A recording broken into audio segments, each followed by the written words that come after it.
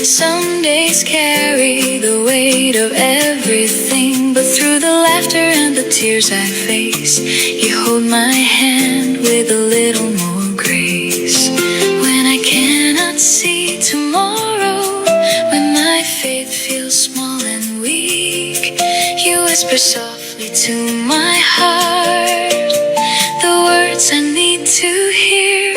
A little more grace for today, a little more mercy along the way. In every season, near or far, you stay exactly where you are. A little more strength when I feel worn, a little more hope with every dawn. Jesus, your love never fades away. You always give a little more grace. Summer skies and autumn leaves, winter nights and new beginnings. Every chapter, every page, you remain the same through every age. When the road is bright and clear, when uncertainty is standing near, I find my peace in your embrace. You lead me on with a little more grace. When my plans become distractions, when my heart forgets to pray, you gently turn my eyes toward heaven and light my path again. A little more grace for today, a little more mercy along the way. In every season, near or far, you stay exactly where you are. A little more strength when I feel worn, a little more hope with every dawn. Jesus, your love never fades away. You always give a little more grace. Through every valley, every mountain high, through every question, every reason why, your faithful hands never let me go. Your perfect love is all I need to know. And when my strength is running low, your endless river continues to flow. Enough for today, enough for the race, always enough. A little more grace. Morning comes, your mercies rise like golden sunlight in my eyes. With grateful heart I'll seek your face and walk with you in a little more grace. A little more grace. Jesus, lead me day by day with a little more grace.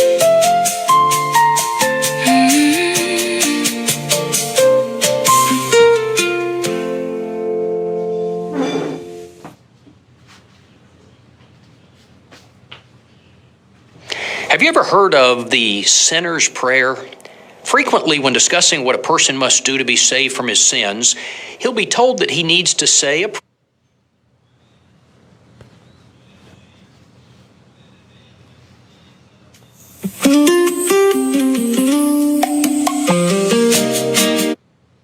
Remind me just who you are, my shelter, my peace, my saving grace. In every season, you stay.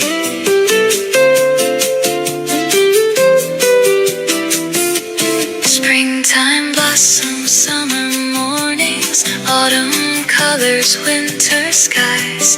Every chapter tells the story of your love that never dies.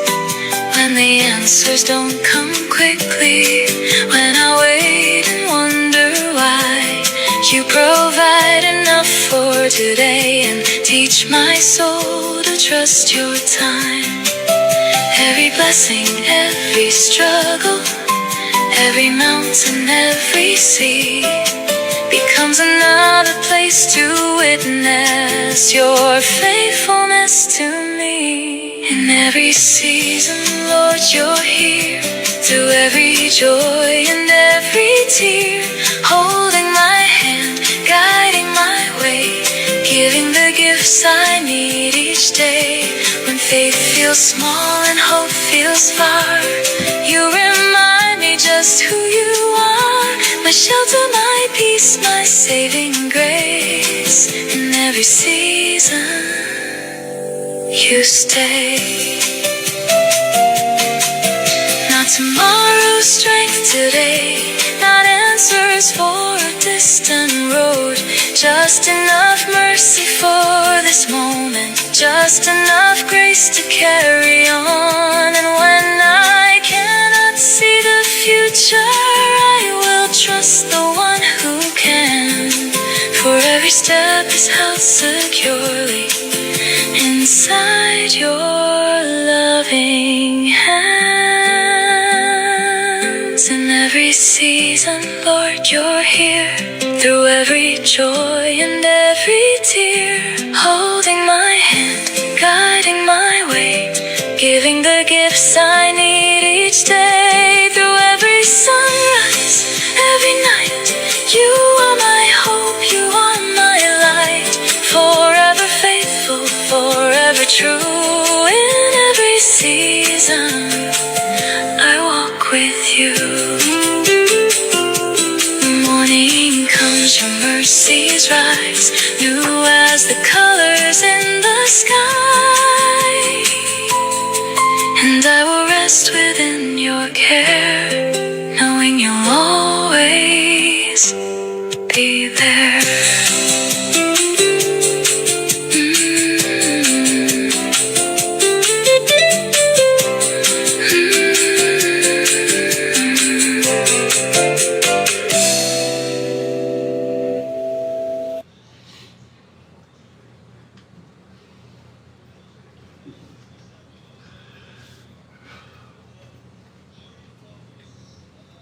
Many women over 50 who try Tai Chi give up too soon because nobody showed how to do it right. And that's exactly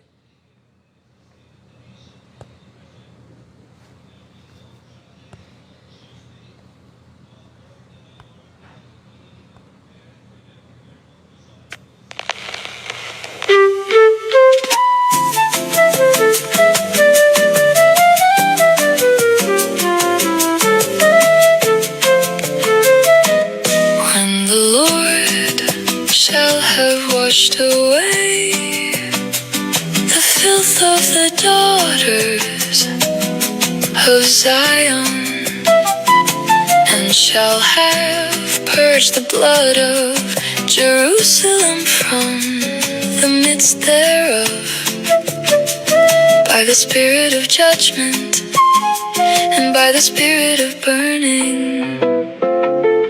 And the Lord will create upon every dwelling place of Mount Zion, and upon her assemblies a cloud and smoke by day, and the shining of a flaming fire by night. For upon all the glory shall be a defense.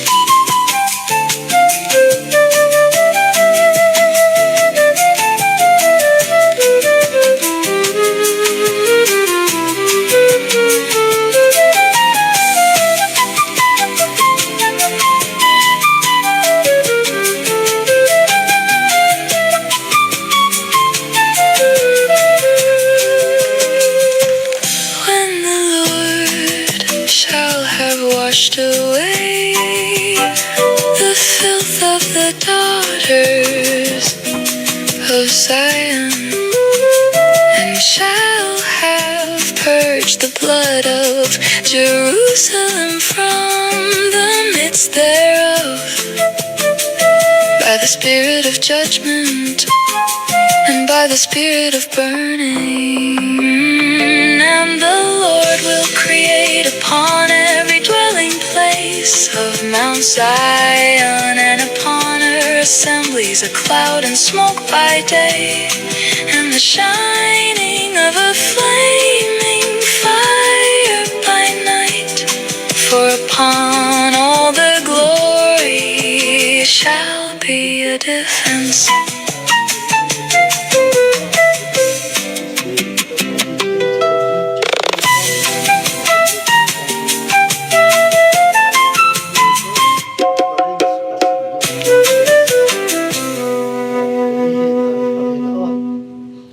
Tayo po'y mag-start na ng ating Bible study.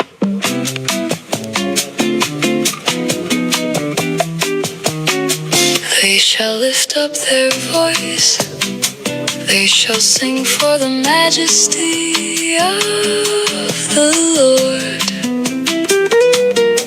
They shall cry aloud from the sea, they shall cry aloud from the sea.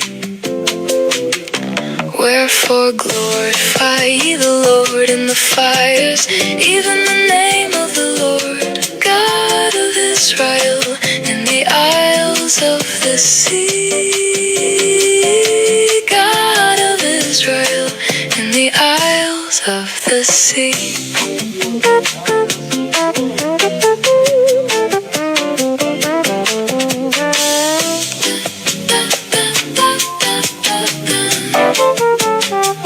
They shall lift up their voice, they shall sing for the majesty of the Lord. They shall cry aloud from the sea. They shall cry aloud from the sea. Wherefore glorify the Lord in the fires. So praise God. Hallelujah.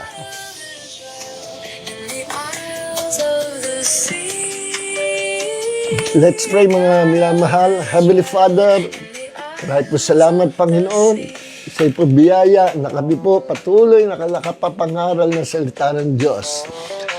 And thank you Lord for blessing us all Lord sa aming pag-aaral ng salita. Salamat din po, pagpapalain mo ang Facebook, ang Meta, sapagat isa din po ito sa platform namin, Panginoon, to preach the Word of God.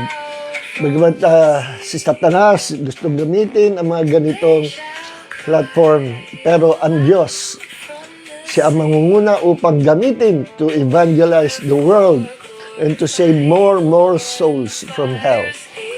So praise God, thank you Jesus. Right po salamat Panginoon. Tonight Lord, we ask you Father God to anoint us with the fresh anointing of wisdom and revelations para maintindihan po namin ang malalim na bagay na nagmumula sa iyo Panginoon. Sa pangalan po ng Panginoong Jesucristo, we thank the Holy Spirit, our teacher, our enlightenment, our guide, our comforter.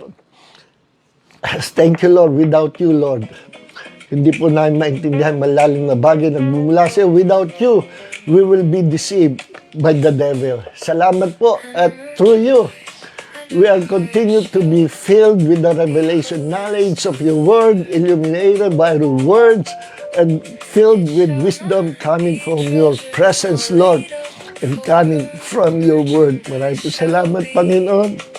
At sa gabi ito, release the power of your words, even those who are sick. Let them all be healed in the name of the Lord Jesus Christ. And let those who are weak be strengthened by your might. In Jesus' name. Salamat po sa iyong salita namin po kakainin ngayong gabi. And all glory belongs to our Lord God the Savior, Jesus Christ. Amen, amen, and amen. Hallelujah. All right. Thank you sa Jazz Boss Gospel Song. At para hindi tayo makulit ni Mang Meta, no? Matagal nating team soon yung komposisyon ng ating mahal na kaibigan, si Pastor Luis Baldomaro. At lagi napapansin ng ni Mang Meta, kaya medyo iba-ibahin naman natin. So, po rin, Panginoon, bahala na si Brother Jan na putulin yung ating worship song, no, sa pag-upload sa YouTube. So, praise God, at sa gabi po ito, pagpalain po tayo ng Panginoon. Gusto ko po ibahagi sa inyo, natapos na po tayo doon sa mahabang series natin na pinamagatan na What is Faith in the Word of God? Ano? Umabot ng 9 series yun. Ano? Umabot ng part 9. So, ngayon naman, gusto ko talakay sa inyo is about cessationism and continuationism. No? Ano yung mga words na yan? Ako, kailan ko lang na, na-encounter yan. Pumasok ako sa Bible School, 3 Bible School pinasuhan ko. Pero nung panahon na yun, walang binabanggit sa amin yung mga teachers namin, mga professor namin tungkol dyan sa mga words na yan. Ano? Ngayon, nung siguro mga almost 5 years ago, nagkaroon kami ng mga debates sa forum, no, kainitan noon. Arminianism versus Calvinism, hindi ko pa alam noon yung mga doctrine ng Calvinism, ano. Until isang araw, nag-post ako doon nag-member ako sa isang group, ano. Nag-join ako, hindi ko alam, group pala ng mga Calvinists. Nag-post ako about the blessing of God. Nako, nakainitan ako. Sabi ko, ngayon ko lang nalaman, may mga Kristiyano pala na ayaw ng blessings ng Panginoon. At tulong-tulong sila na ina-argumento ako. Nag-member ako doon, hindi para kundi to fellowship. No? Hindi ko alam na may nagaganap pala mga debate doon sa forum na yon. At hanggang sa tina-challenge ako, hinahamon ako ng debate, ano. Ayokong patuloy, kaso, waste of time na, wala naman akong interest na makipag-debate. Sa akin lang, makapag-post, makipagkaibigan, mapasama sa group, at mabasa yung ibang mga pananaw, ano, mga post lang.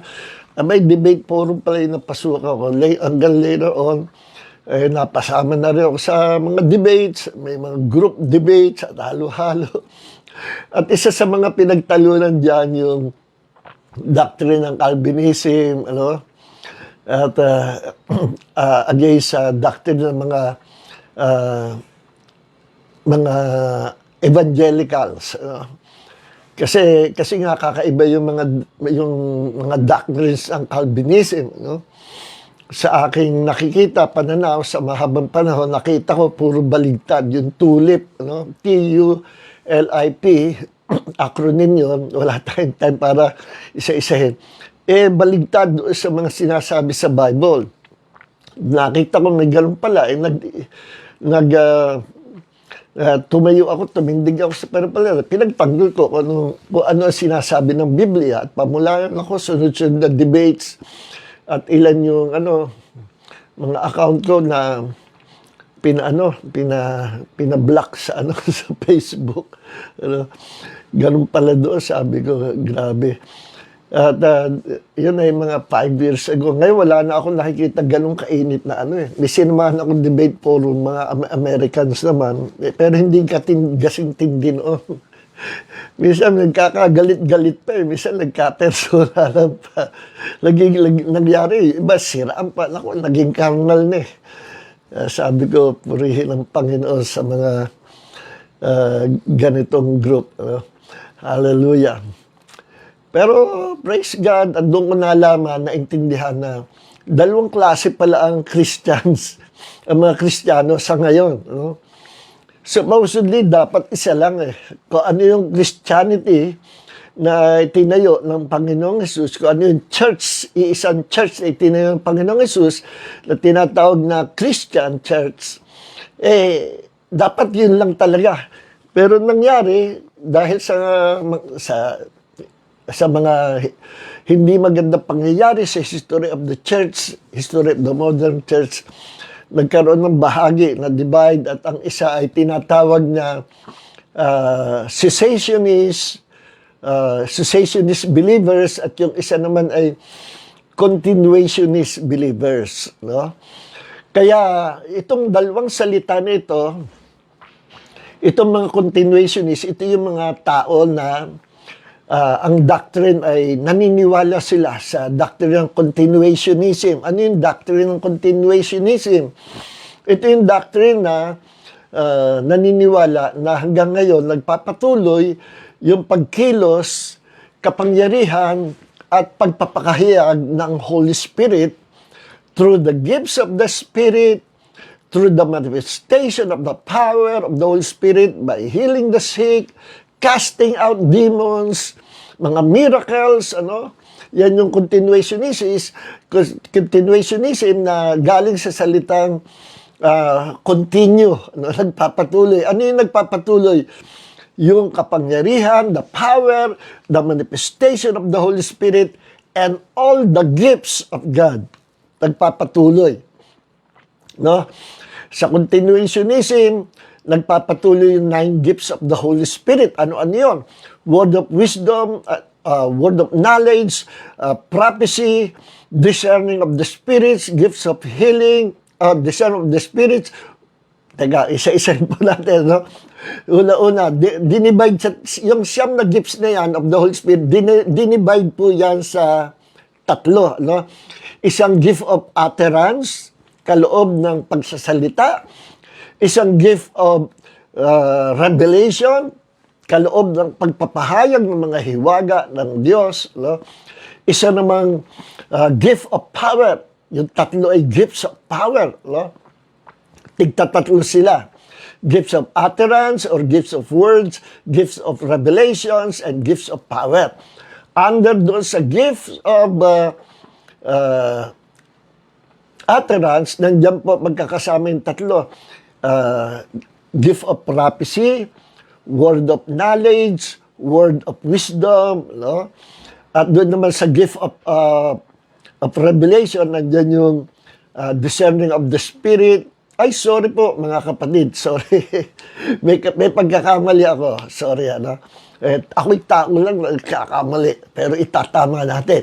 Yung gift of utterance ay gift of prophecy, speaking in tongues, and interpretation of tongues. Nagtutuloy ako, hindi ako aware. Sabi ng Panginoon, ng Holy Spirit, uy, may mali ka, anak. Ay, oo nga pala. So the first group is gift of utterance or gift of words, pagpapahayag ng salita. Nandiyan ang gift of prophecy, speaking in other tongues, and interpretation of tongues. Ang gift of revelation naman, second group, ay ang gift of revelation, nandiyan po ang word of knowledge, word of wisdom, and the discerning of the spirit. No? Ang third group naman ay gift of power. Nandiyan ang gifts of healing, gifts of miracles, and mga signs and wonders, miracles, and gift of faith. So, isa-isahin po natin, ano yung gift of prophecy? Simple gift of prophecy, pagpapahayag ng salita. Ito yung inspired word.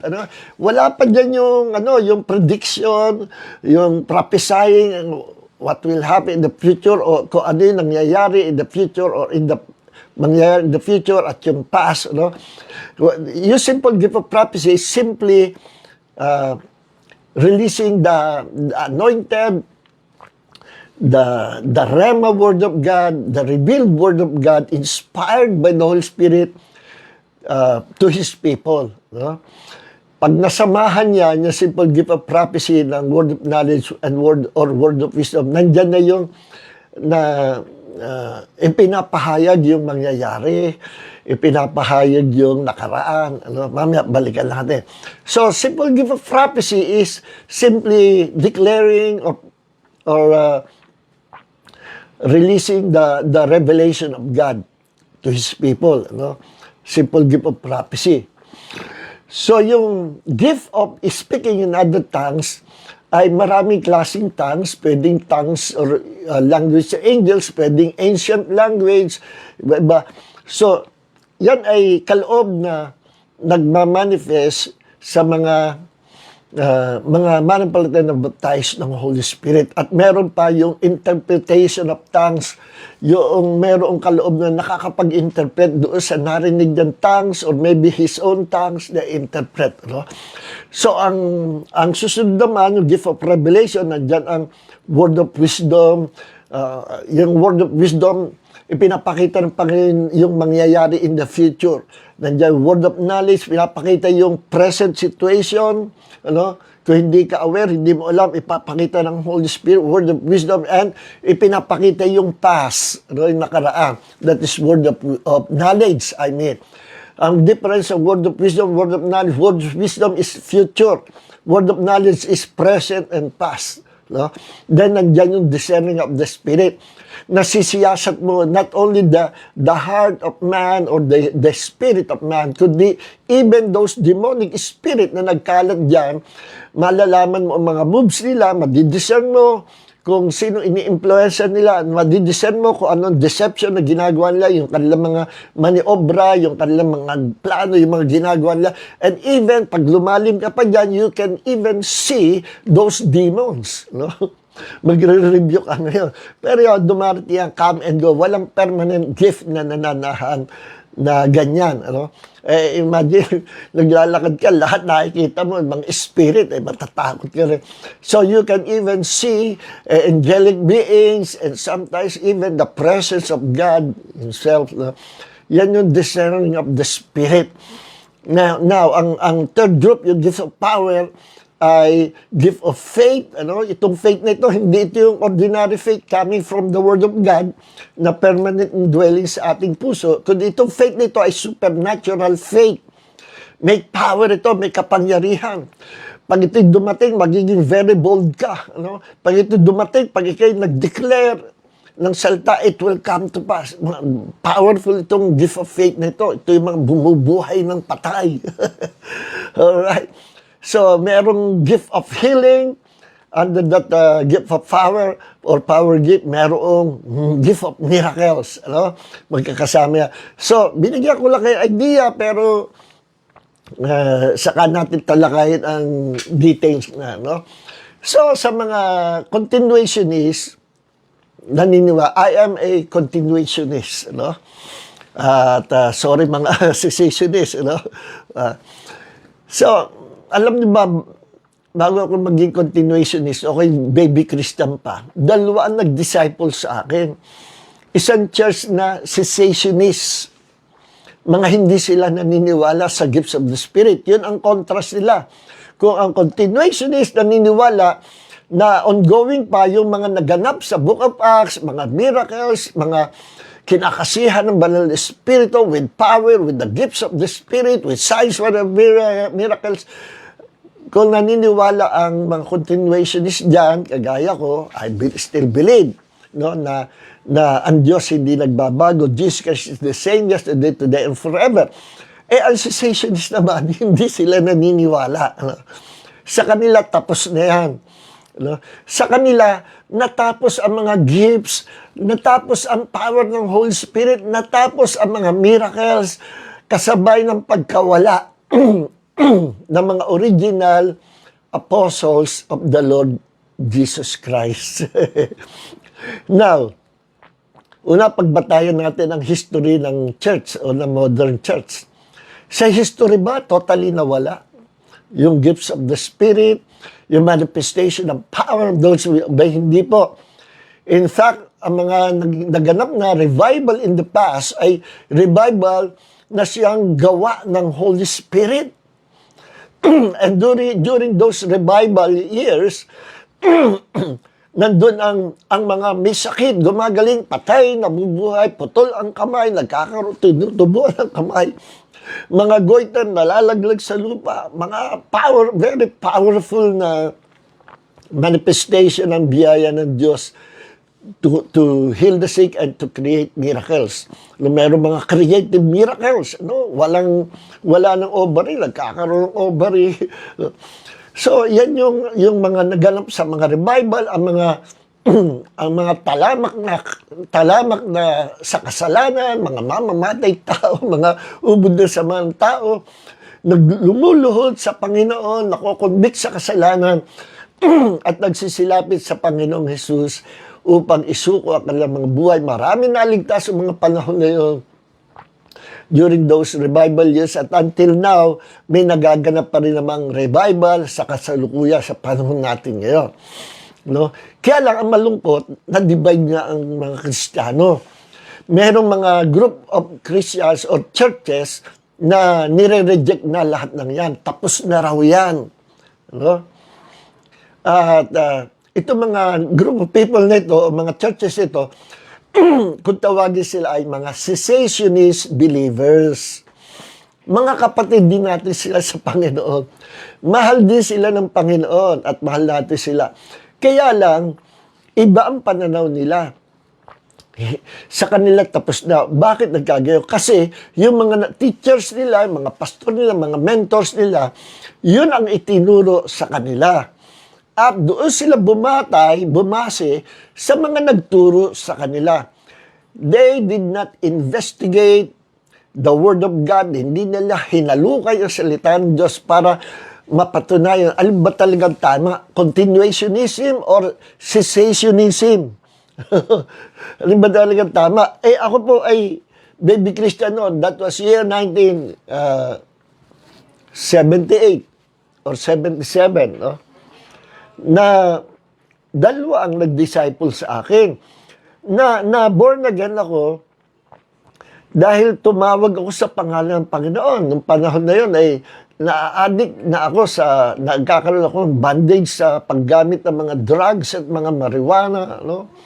Mga bisyo. Then sabi ko, malungkot ako habang ako'y nababaon sa mga vices nito, lalo lumulungkot ang buhay ko. Then isang araw, nagpapatugtog ako ng rock music, ng Black Sabbath, no? Napakinggan ko sa album nila yung dalawang kanta, no? Lord of this world. Alam niyo kung sino yung Lord of this world? Si Satanas. No? At yung isang kanta na After Forever. At yung After Forever, tandaan niyo, mga rock band ito, mga grabing ano ito. Ano, mga sila nagpauso ng hard metal, Black Sabbath, no? Sa ang vocalist nila si Ozzy Osbourne. Si Ozzy Osbourne sa habang panahon bago siya mamatay, nagbasa siya ng Bible. Bago siya mamatay, hinahanap niya. Gusto niya laging katabi niya yung Bible niya na may nagbigay sa kanya na Kristiyano. No, nakipagkilala sa kanya at tuwan-tuwa siya. Kahit siya mapapunta, gusto niya, dala-dala niya yung kanyang Bible. Yan si Ozzy Osbourne. Who knows?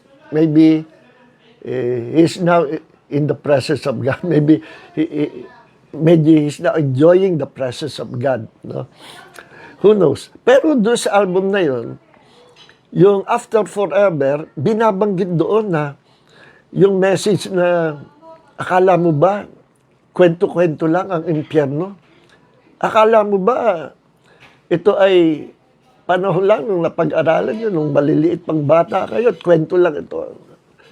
Until it's too late. Pag late na, wala ka ng habol. You'll die. You will suffer the judgment of God. Bay, sabi ko, hanggang sa nalaman ko yung tagagawa ng lyrics ng mga kanta ng Black Sabbath ay mahilig pala siya sa pagkukumpos ng Word of God about the Bible, about sa Kaya nga ngayon pinag-aaralan ng mga gospel modern gospel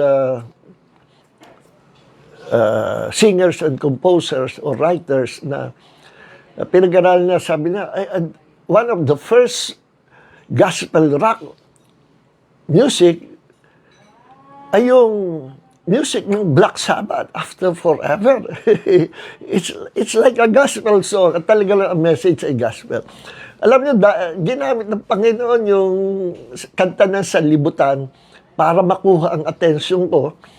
At nung nakuha ang atensyon ko, ako'y nanalangin sa Panginoon, Lord, baka totoo yung sinasabi nito. There is heaven and hell. Paano ko ako'y mapunta sa hell? Ngali-ngali kong, dahil sa depression ko, ngali-ngali kong mag-overdose. Paano ko ako'y mamatay at ako'y sa impyerno nga mapunta? Paano kung totoo ang hell? At doon nagsimula ako nanalangin, sabi ko, Panginoon, hindi ko matawag na Panginoon ng Diyos dahil hindi ko pa sa Panginoon. Sabi ko, God, Diyos, are you there? Kung ikaw ay totoo, please, reveal yourself to me. Gusto kitang makilala. Gusto kitang makilala. Alam niyo yung ganyang panalangin, naku, matindi yan. Yan ang panalangin na nilalapitan ng Diyos at kinahahabagan ng Panginoon. Dahil ang taong ganyang nanalangin, kahit hindi saved, kahit hindi pa anak ng Diyos, mahihipo niya ang puso ng Panginoon sapagkat yan ang panalangin na lumalapit sa Panginoon. Hindi ko pa alam. At after ilang days, nakapulot ako. Yun ang answer. Nagsasalamin ako doon sa full mirror ng cabinet ng mother ko. May still small voice sabi, ito yung kasagutan, tumingala ka. Ito yung sagot sa tanong mo. Pagtingala ko, Bible, at doon nagsimula ang adventure of faith ng inyong lingkod. Binasa. Umpisa nga, ayoko nang basahin, pero after 1 week, hindi ako mapalagay. Lagi ko naalala yung Bible na tinago ko doon sa bookshelf ko. Kasi nga, hindi ko maintindihan. Paano ko maintindihan? Sinimulan ko sa Book of Revelation. Sabi ko, okay, pagbibigyan kita, book, aklat, babasahin ko sa first page. New Testament nyo, Tagalog Bible, Ebanghelyo ayon kay Mateo. Alam nyo, nung after that, pagdating ko sa chapter 3, kala ko boring. Pagdating ko sa chapter 3, si Jesus nandito. Chapter 4, may mga ginagawa si Jesus, may istorya ng buhay ni Jesus. Chapter 5, nag-enjoy na ako hanggang Book of Revelation. Hindi ko alam na born again ako. At nung pamula ng araw na yun, ayoko nang magmura, ayoko nang tumingin sa malaswa, ayoko nang magkasala. Every time makakagawa ako ng mga munting kasalanan, niluluhod ko sa Diyos. Sabi ko, sorry God, nagkasala ako. Wala namang nagtuturo sa akin, nakasalanan yun. Pero nakukonvict ako. At nalaman ko, sabi ko, ano ba nangyayari sa akin? Nasisira na yata ako. Pati sa office namin, pagdating ko, dala-dala ko yung Bible na hiniram ko sa barkada ko kasi natapos ko yung New Testament. At that time, hindi ko alam kung saan bibili ng Old Testament. Sabi ko sa barkada ko, Ray, alam ko may Old Testament. Pinag-aralan namin sa theology sa UST, dalawa, Old Testament, New Testament. Natapos ko basahin New Testament. Ngayon, naghahanap ako Old Testament. Saka na ako, may Bible kami. Whole Bible. Old and New Testament. Pahiram mo sa akin. Sige, pahiram ko siya. Pero ingatan mo, ha? Oo, ingatan ko. Talaga, ingatan mo, ha? Hindi ko alam kung sa tatay niya, sa nanay niya. Tagalog din. At nung panahon niya, ganyang kakapal. Tagalog Bible, malaki. Alam nyo, talagang na-inlove ako sa Panginoon. At hindi ko alam, ako pala yung na-born again. Tinatanong ko, Diyos, ano nangyayari sa akin? Biglang naging religyoso ako. Darating ako sa opisina namin. Napansin ako ng mga office mate. Ang haba ng buhok ko. Hippie ako noong araw. Tapos dala-dala ko yung Bible. Pati pagsakay ko sa jeep, punta ako sa girlfriend ko, na wife ko ngayon, Pastor Lee. Dala-dala ko sa jeep, mga tao tingin na sa akin. Pag nagbabasa ako, lalo ako naman pinapakita at very proud ako. Kasi sa isip ko, may nadiskubre ako na hindi nila nadidiskubre. Pagdating ko doon sa Blooming Treat, sa bahay ng girlfriend ko, ako dadalawin ko siya. Umulan ng, budan lakas. Akala mo bagyo. Sabi ng driver ng jeep, katak-tak, parang may bagyo. Saran yung bintana. Sabi ko, naku, Panginoon, ang tagal nitong ulan na ito, lakas, paano ako makakababa?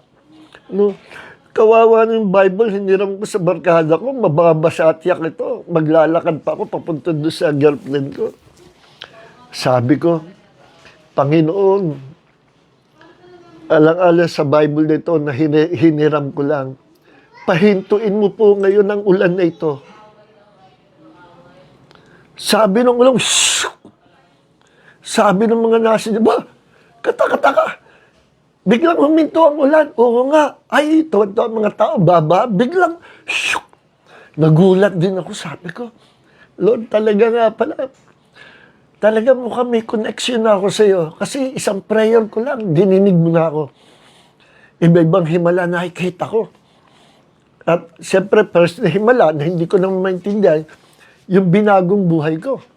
At pangalawa, yung ganong manifestation, mother ko, may goiter, pinag-pray namin, biglang nawala yung goiter. Iba-ibang himala. Hanggang doon sa workplace ko, sa GMA Channel 7, I work as senior graphic artist. Yung friend ko doon na matagal na doon, pagka break time bina-Bible study niya ako. Cessationist siya. Cessationist. Hindi siya naniniwala sa mga miracle. Kinukwento ko yung mga na-experience niya. Sabi niya, ay, nagkataon lang yun. Nagkataon. Psychological lang yan. Talagang hindi mo sila mapapaniwala. Sabi ko, ibig mo sabihin, Ben, talagang paano yung mother ko gumaling sa sakit. Ako, nag-delivered ako sa addiction sa marijuana at sa drugs. Tapos habang kausap ko siya, panay ang sigarilyo niya. No, naninigarilyo. Tapos in-invite ko, ako ay nakikahit ng mga ilang kalwas. Sabi, nagba-Bible study kami. Hindi ko alam kung paano mga aral na salita. Pina-invite ko yung kanyang pinaka-head pastor, yung senior pastor. Brad, invite natin yung pastor niya. Mukhang matinig yun. Sabi mo, champion sa debate yun. Pagsalitain natin dito sa Bible study namin. Sige. Naku, doon kami sa preview room. Dumami, marami-rami na kami. Habang nagtuturo ng salita ng Diyos, naninigarilyo. Pagbukas sa Bible sa Tasikis, magkatabi, Marlboro Country, at saka Bible. At hindi siya nahihiya. Umuusok sa buong auditorium ang sigarilyo niya. Very proud pa siya. Kaya sabi ko sa kaibigan ko, yung mentor ko, si Cessationist, Ben, bakit ganun? Naninigarilyo kayo. Pati yung pastor mo, yung ministro niya, naninigarilyo. Bet, ano sama noon? Masama yun, di ba?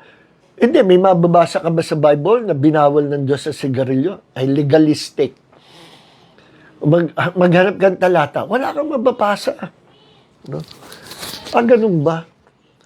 So, hindi masama. Sabi niya, walang sinabi ang Bible na masama ang sigarilyo. Kaya pala sa kanila, pwede sigarilyo, pwede pa inom-inom. Then, nakakuha ko sa San Pablo ng church na ma-attenan ko, sabi nung hipag ko, ay, John, nalaman ko, mahilig ka rin sa Bible ngayon. Naku, ang nanay ko, umaati sa church, sa church na yan. No, punta ako, Pentecostal yung pastor. Na-mentoran ako ng pagiging continuationist. So, sabay yun. Sabay, cessationism, continuationism, mga parehong doctrine na sinasalaksak sa akin. Pinagpilian ko at pinag-aralan ko, Lord, alin dito ang tama talaga? At sabi ng Holy Spirit, ang tama, yung bumabago ng buhay ng pagkatao. Sabi ko, sa kaibigan ko, Ben, ako, pamulano ako'y nakakilala sa Diyos, nagbasa ng Bible, nawala yung addiction ko sa pagkahilig ko sa marijuana, drugs, bisyo. Wala na akong bisyo ngayon. Yung mga marijuana kong sobra, pinagsusunog ko. Maganda yun. Tama yun. Sabi ko, Ben, masama ba yung Masama ba yung marijuana? Ay, masama yun. Masama. Masama yun. Buti, hininto mo. Sabi ko, Ben, sa Bible sinabi na masama yung marijuana. Hindi, basta masama yun. Sa laman yun eh. Gawa ng laman yun. Kaya buti, nakalaya ka. Sabi ko, Ben, kung masama yung marijuana at gawa ng laman yun, sabi ko sa iyo, kung may Bible verse, sabi mo, wala, basta masama yun. Sabi ko, Ben, naninigarilyo ka hanggang ngayon. Pati yung pastor mo. Masama ba yun o hindi? Ay, hindi masama yun. Sabi mo pa sa akin, sa Bible sinabi na masama. Ganun di, binalik ko sa kanya. Saan di sa Bible sinabi masama ang marijuana? No, sabi ko, puro kakalokohan. Ikaw kasi attend ka na at sa mga Pentecostal churches. Kung ano-ano tuloy sinasalaksak sa isip. Hindi, kako. Gusto ko lang malaman. Sabi mo, masama ang marijuana. Tapos, yung sigarilyo, pwede.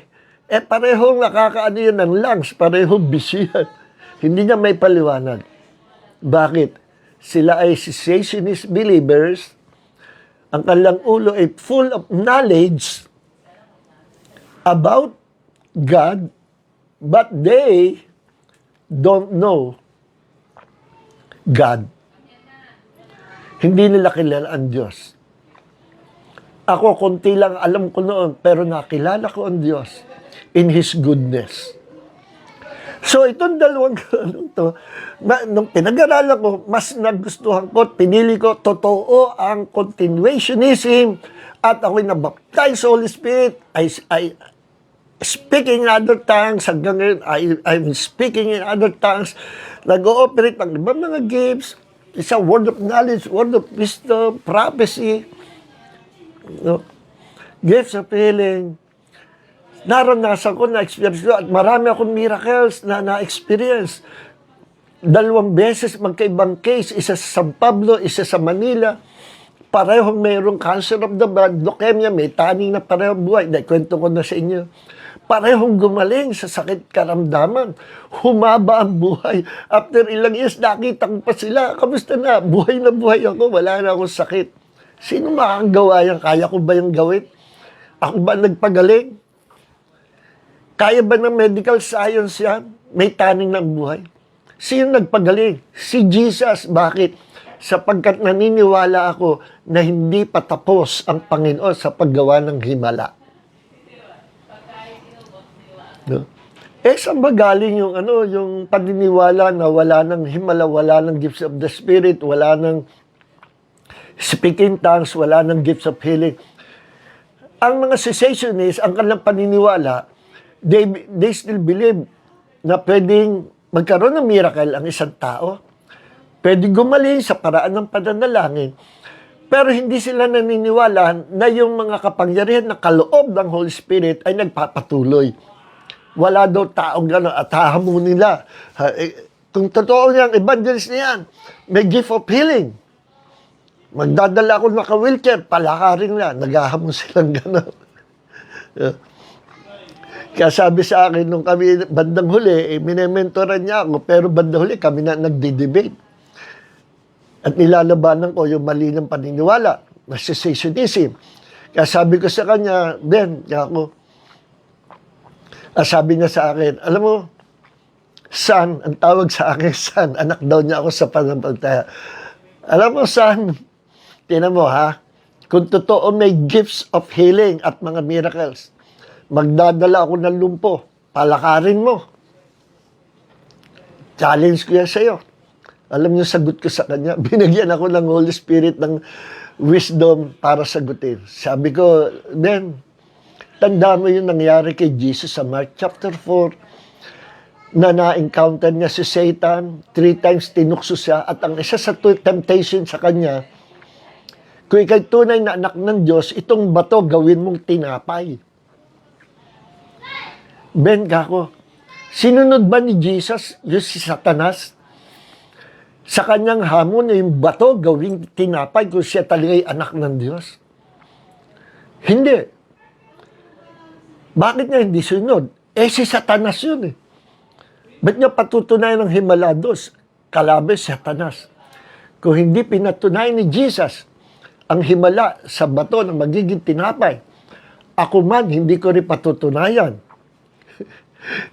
Kapag nagdala ka ng lumpot palakarin, hindi ako gagawa ng himala sapagkat hindi ako gumagawa ng himala. Si Jesus lang. Hindi rin ako susunod sa iyo. Ano pa kalagay mo sa akin? Ako si Satanas. Hindi ako nagsabi na ikaw. At natatawa lang siya, hindi naman kami nag-aaway. Napakabait ng kaibigan ko, kahit siya cessationist. Harinawa, nasa langit siya. Wala na siya. Na-miss ko rin siya. Marami rin ako natutunan sa kanya. No? Ang isang bagay natutunan ko sa kanila, sabi nila, pag hindi sinabi sa salita ng Diyos, huwag mong paniniwalaan. Very firm sila doon. Kaya pag nagtanong ka, isasagot nila verse sa Bible. Naku, kabisado nila ang Bible. Maniwala kayo. Ben, saan yung sinabi na ganito? Dito yan. Saan naman sinabi yung ganito? Dito yan. Saan? Ang bilis. Para si Eli Soriano, quote lang ng quote, napakagaling ng memorya. Yes, si Eli Soriano, genius yan. Mahusay sa memorization. Kabisado niya yung buong Bible. Ngayon, ang pag-usapan dyan, hindi ko mo kabisado mong Bible, kilalang kilala mo na ang Diyos. Kahit kabisahin mo buong Bible, pag mali ang foundation mo, lahat mali na. Yes, mali na. So, ang naging foundation ko ay continuationism. At kinuha ko rin, pinulot ko yung tinuro sa akin ng kaibigan ko na nakaka-benefit naman ako. Siya rin nagturo sa akin paano mo i-debunk ang kalaban sa debate. Puro debate sila. Alright. So, yan po ang cessationism versus continuationism. Saan galing ang cessationism? Yan po, ang doctrine na yan ay nabuo nung panahon ng Reformation. Alam niyo yung panahon ng Reformation? Tandaan niyo si Martin Luther. Nilabanan niya ang Catholicism, ang Roman Catholic Church.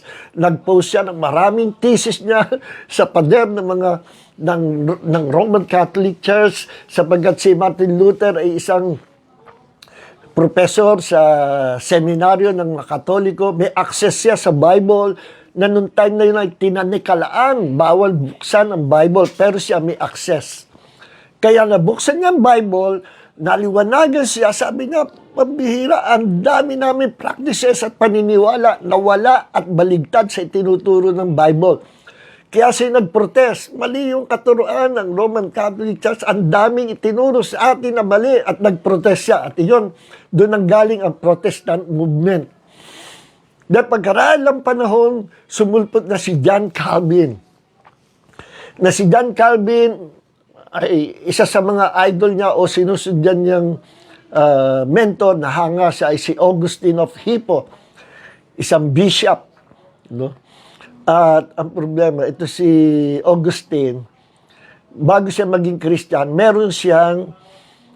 siya ay naging member ng isang sekta ng Gnosticism, isang branch ng Gnosticism. Ano ba tawag? Mechanism. Kaya nagkakamali. So, nung siya naging Kristiyano, may mga paniniwala siya na galing sa Gnosticism na hanggang nung naging Kristiyan siya ay dala-dala pa rin niya. No? Ngayon, hindi ko alam kung nakita o inignore ni John Calvin na nakuha naman ni John Calvin. Ang isa sa mga Gnostic teachings dyan na nakapasok sa at naging Calvinism ay yung teaching na all people are evil. Lahat ng tao ay evil, walang makakagawa ng kabutihan, kaya walang sino man tao ang maaring lumapit sa Diyos because all men or all people are evil. Yang doctrine niya, Gnostic yan. Galing yan sa Gnosticism. Dahil sa Gnosticism, ang paniwala nila, all flesh. Ano yung flesh? All people. All flesh are evil. At ang good lang ay ang spirit. Therefore, si Jesus Christ, hindi siya naging flesh. Hindi siya naging tao. Nanatili siyang spirit nung bumaba sa lupa. At hindi siya naging tao. Naku. Yan doctrine na yan ay demonic doctrine na hindi makapagliligtas. Kaya sumulat si Apostle John, God the Beloved, ng first letter of John, second letter of John, third letter of John na sinasabi niya doon, kung may darating sa inyo magtuturo at i-deny na ang anak ng Diyos, si Jesus ay hindi naging tao, i-deny yan.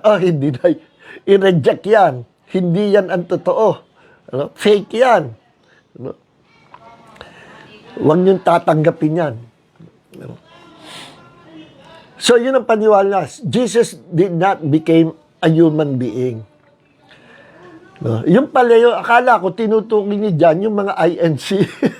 Yung doctrine na si Jesus, tao, hindi naging Diyos. Pareho silang mali.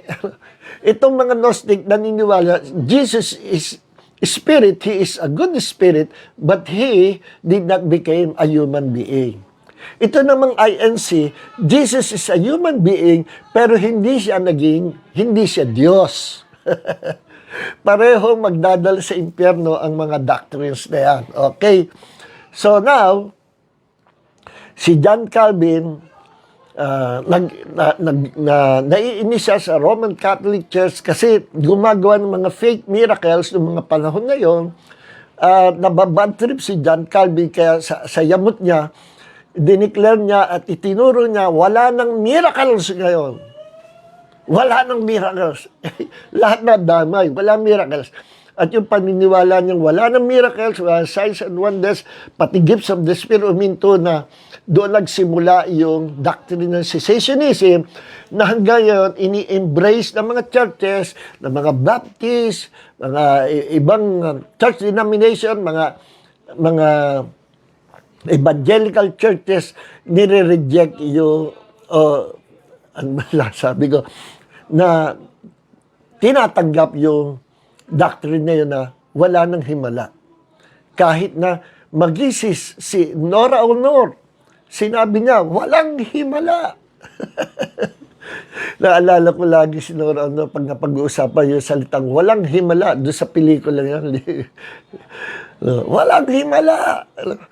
Ngayon, so hanggang ngayon, at present, sa modern times natin, mga churches, yung mga majority ng mga evangelical churches, in-embrace yung doctrine na yun, na wala nang himala, wala nang miracles, wala nang gifts of the Spirit, wala nang power of the Holy Spirit.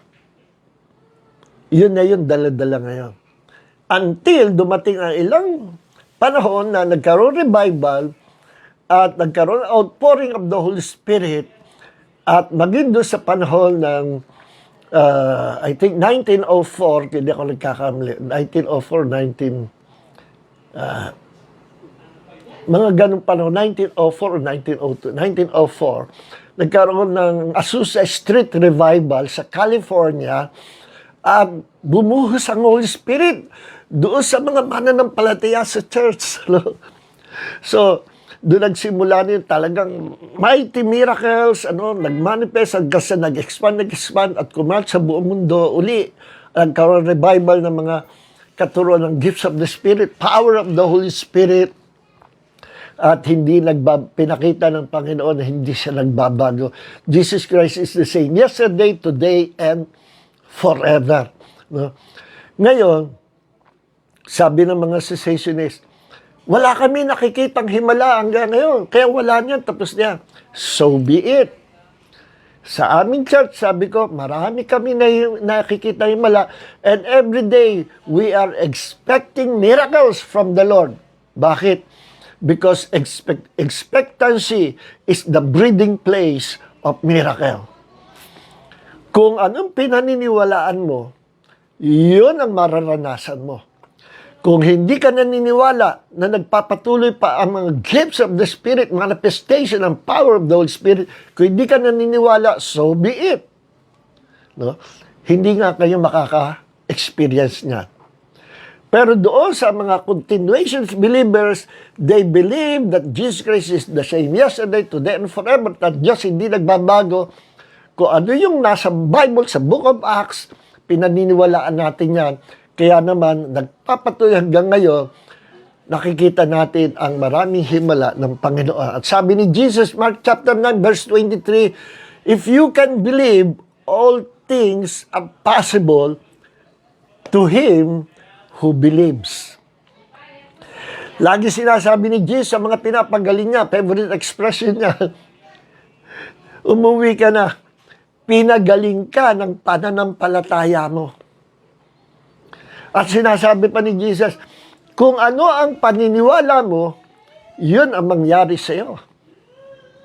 Be it unto you according to your faith. Kita nyo? Excuse me. Mayroong God's part at mayroong man's part. Ang God's part is to bless us, to give us His blessing, miracles, His power, His healing, His salvation, because God is good. Yan ang bahagi ng Diyos. To save us from hell, gumawa ang Diyos ang paraan. At ang ating bahagi, ang man's part is to believe the promises of God. To believe Jesus. To believe the promises of the Father.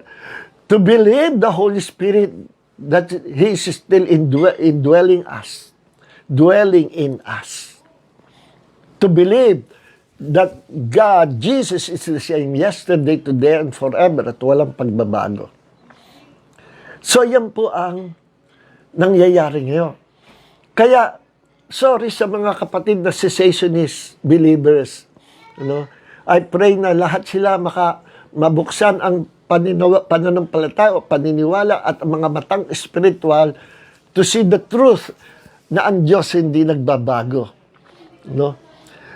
Kung paanong ang Diyos nagliligtas hanggang ngayon, nagliligtas pa rin siya. Kung paano nagligtas noon, hanggang nagliligtas pa rin. Now, kanina pa ako, kwento ng kwento, ginahanan ako sa pagkwento. Magbasa naman tayo ng scripture. Sabi sa Romans chapter 11 verse 29. Ito sabi, for the gifts and the calling of God are irrevocable. Ano yung salitang irrevocable? Hindi binabawi ng Diyos, hindi binabago ng Diyos, hindi inaalis ng Panginoon. Sapagkat ang mga kaloob daw, ang gifts, kaloob ng Diyos. At ang pagtawag ng Diyos sa mga tao, hindi nagbabago. Kaya ang tanong, kung sinasabi niyong wala ng mga gifts ang Panginoon, pero naniniwala kayo na ang Diyos hanggang ngayon tumatawag pa ng mga maliligtas. God is still calling all sinners to repentance, to come to Jesus and be saved. They believe that calling, God's calling, hanggang ngayon, nangyayari. Yan, paniwala sa cessationist. Kung naniniwala kayo dyan, may kakambal yan eh. Ang kakambal ng calling, yung gifts of God eh. Kung tinatanggap niyo yung calling hanggang ngayon, ginagawa ng Diyos, bakit niyo ihihinto yung isang sinabi ng Diyos na kakambal ng calling? Ano yun? Yung mga kaloob ng Diyos. The gifts of God. No? Kaya ang tawag dito, hindi consistent. Kahit tanungin mo sila, mga sisisi, kayo ba naniniwala na ang gifts nagpapatuloy hanggang ngayon? Ay, hindi na. Yung calling, ay oo, tumatawag pa ang Diyos para maligtas sa mga tao. Yes. Yan ang first calling ng Diyos, iligtas niya sa impyerno. At by the grace of God, ang second calling natin ay tawagin tayo sa ministeryo. No? Maaaring tawagin sa yung tao, whether ang ministry niya appointed ng Diyos para sa kanya, na bagay sa kanya, at according to his calling is to become an apostle, to become a prophet, evangelist, pastor, or teacher, alin man sa fivefold ministry gifts. Kung ano yung pinili ng Diyos. Ang Diyos ang namimili ng bibigyan eh. Kung alin ang babagay. Hindi ako pwedeng mamili. Lord, gusto ko maging propeta, gusto ko maging apostle. Masisira ka niyang kapatid. Ang Diyos ang namimili. At huwag mo i-desire yung mataas na posisyon, baka bumagsak ka. Nakakalungkot na sa panahon natin ngayon, naku, ang daming naglalagay self-appointed apostles, self-appointed prophet. Don't get me wrong, mga kapatid, I still believe na mayroong mga modern day apostles, modern day prophets. Pero marami ngayon Ang gusto lang yung title. No? Nauso yung pag-ordain, maging bishop. Dati sa mga born again, wala naman yung mga title na bishop, kinuha na sa Catholic. Actually, pag pinag-aralan natin, ano yung title na bishop? Bishop, pastor, elders, overseer, shepherd, lahat yan pare-pareho, pantay-pantay.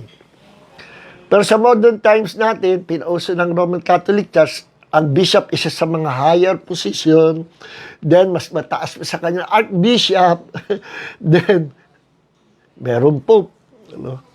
Doon kinuha ng ibang mga protestant, kailangan may bishop din tayo.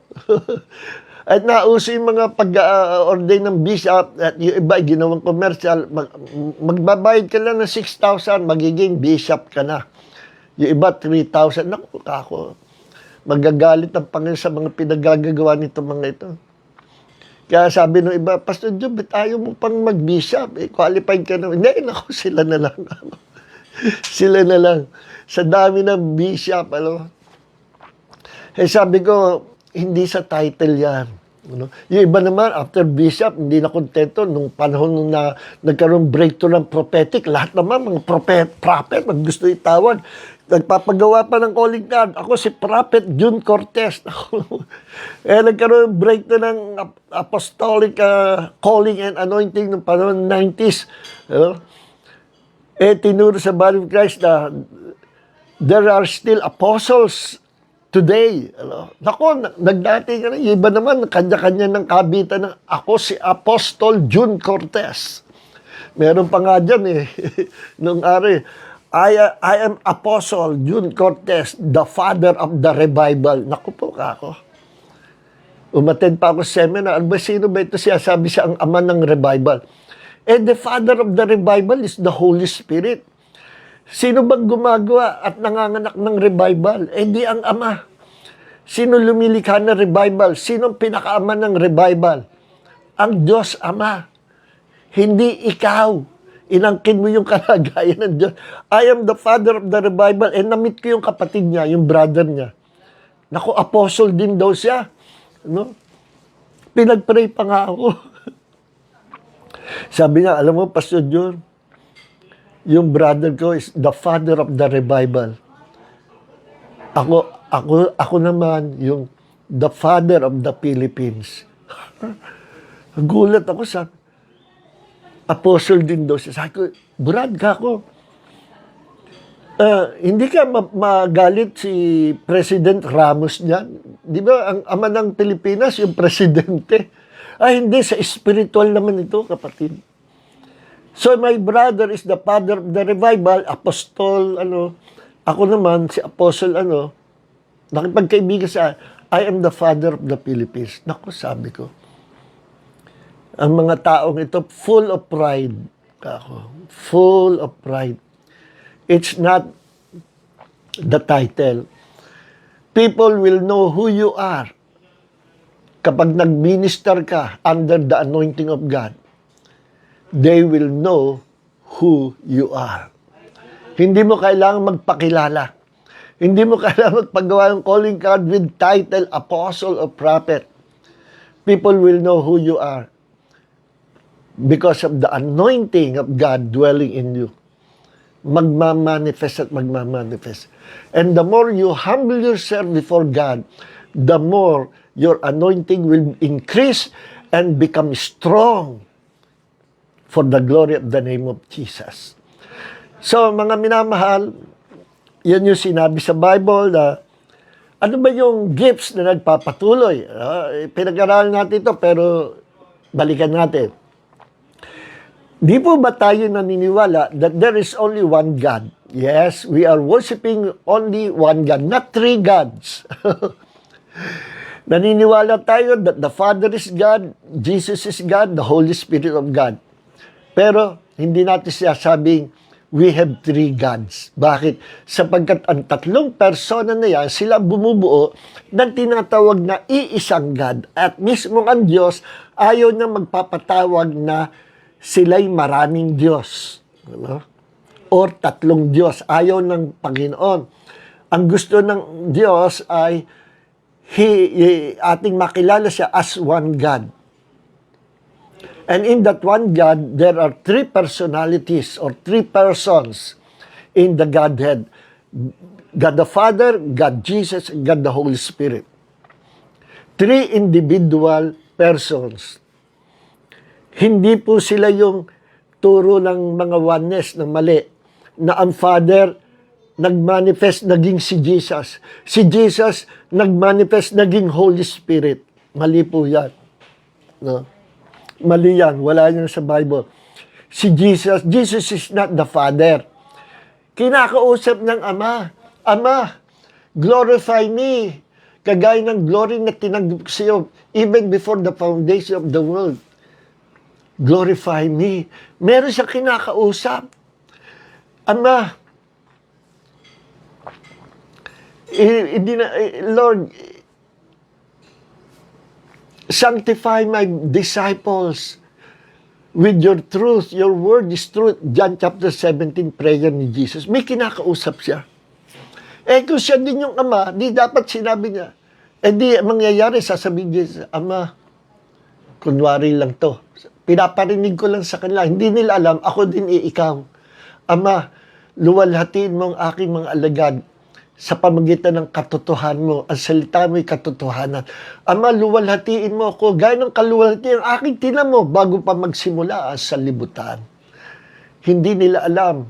Kinakausap ko lang ang sarili ko sapagkat ako rin yung Ama. Ganyan yung katuruan ng oneness. Kaya sasablay. May kausap si Jesus. The Father is not Jesus. And Jesus is not the Holy Spirit. So these three persons, sila po ang gumaganap as one God. Jesus and the Holy Spirit came from the Father. Kaya hindi sila mag-aawat. Hindi sila magtatayo ng tatlong kingdom na magkakaiba. Si Jesus galing sa Ama.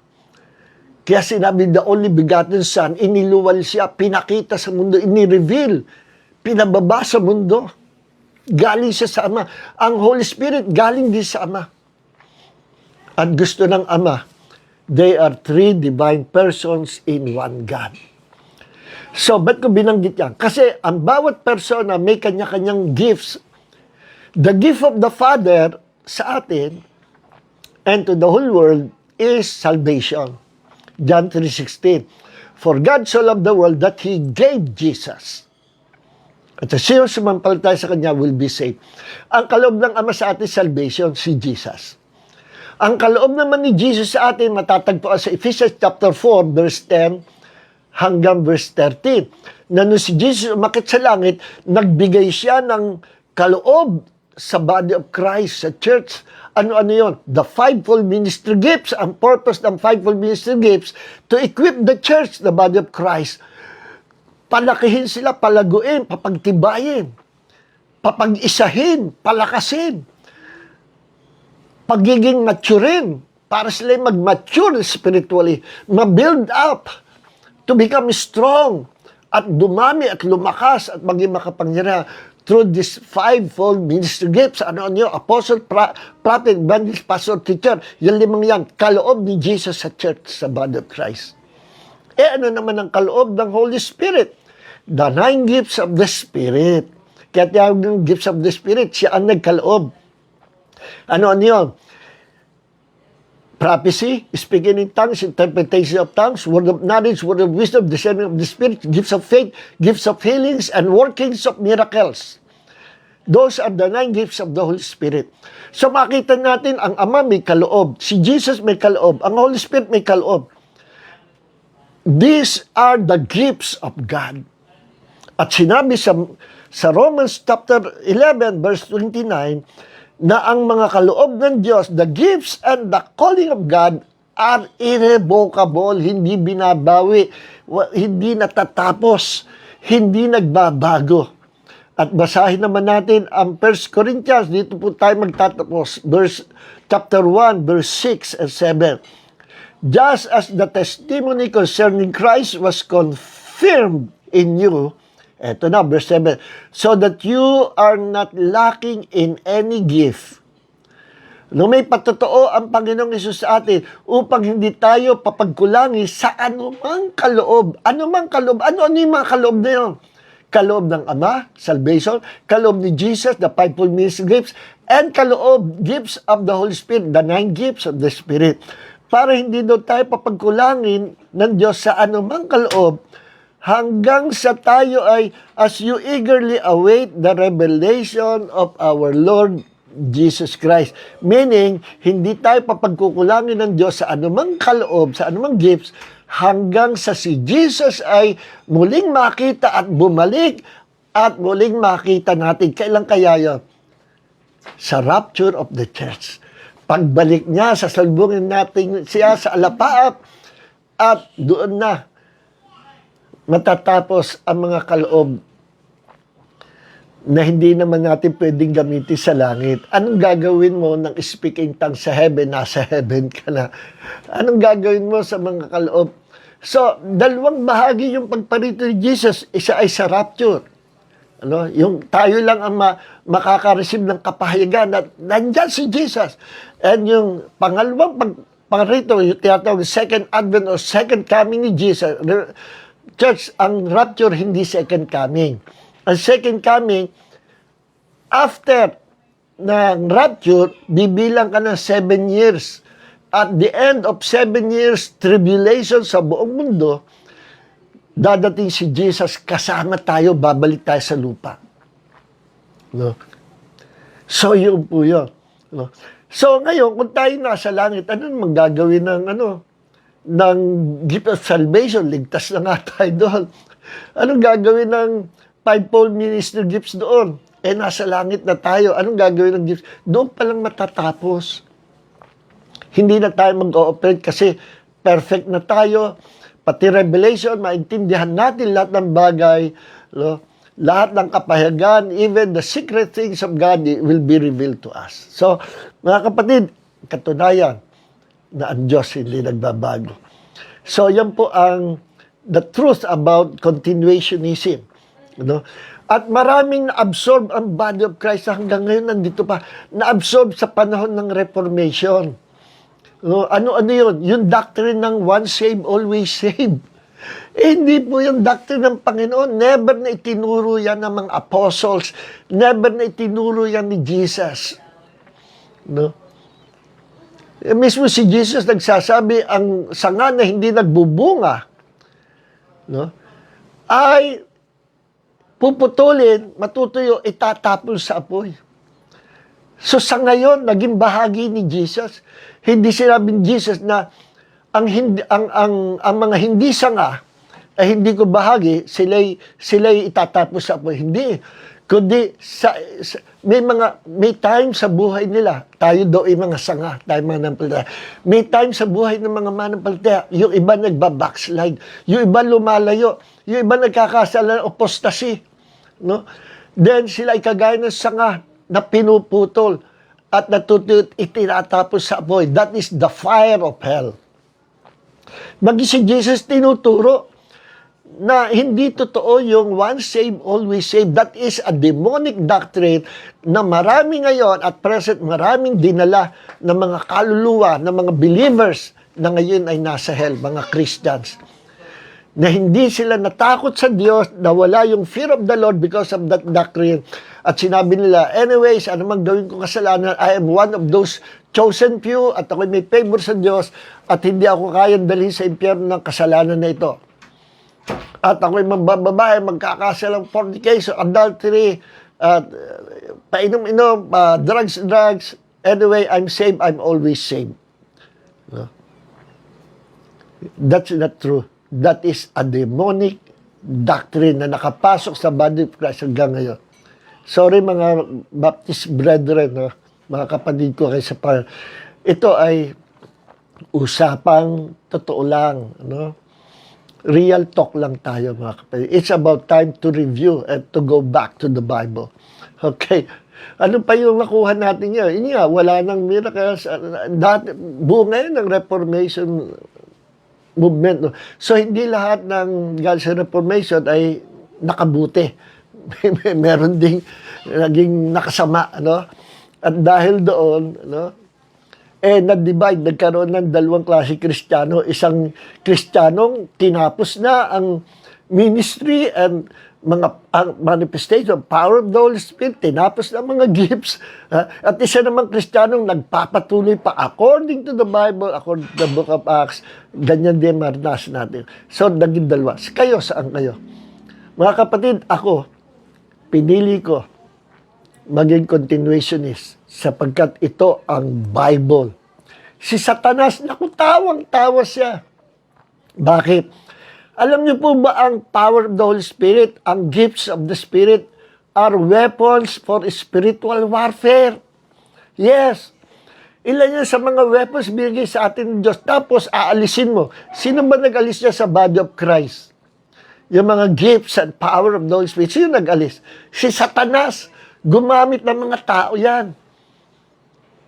And during those Reformation movement, hanggang sa natin yun, dala-dala yan. Lagi sinasabi, sola scriptura, only the word of God, yan ang pamantayan natin, ang basihan ng ating doktrina. Pero sila naman yung ayaw bumase. Kung ano sinabi ng Bible, iniiwasan. At mas gusto pa yung opinion.